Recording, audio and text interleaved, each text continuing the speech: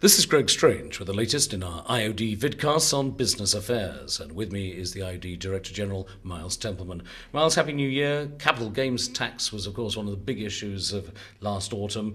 And it was a real bugbear for a lot of people who are IoD members because passing on your business, if you're an SME, it's a very big matter. At some point in the next few weeks, the government's going to do something or say something about capital gains tax.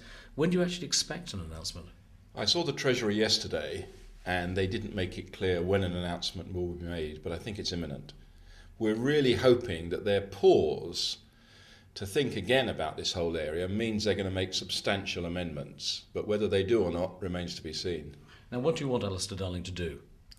Well, ideally, we'd like him to start again, but politically, I guess that's impossible. Unfortunately, a complete U-turn is just not on. Therefore, we want substantial amendments, retirement relief, rollover relief, and a substantial, if you like, minimum that avoids catching small savers. Do you think it's possible that he can do that? Has he got the room for manoeuvre? Well, that's a very good question.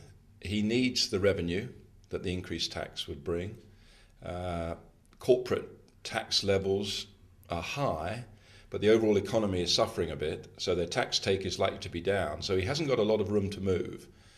But I'm still hoping that he will realise that this tax is very punitive on small businesses, on entrepreneurs, and that he really should make substantial amendments.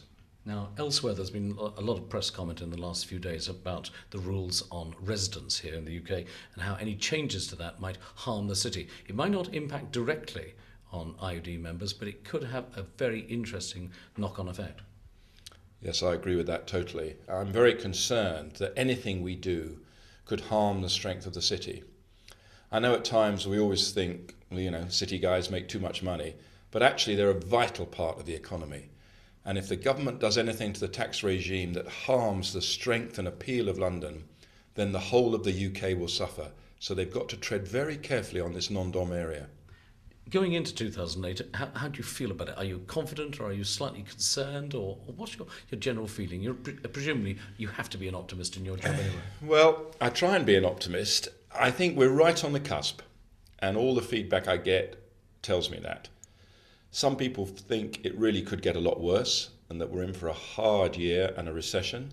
Others think we'll soldier on, bit of a slowdown, but nothing too serious. The next few months should tell us that answer, but we're right on that middle ground, and it's difficult to read. I'm just hoping the optimists will win out.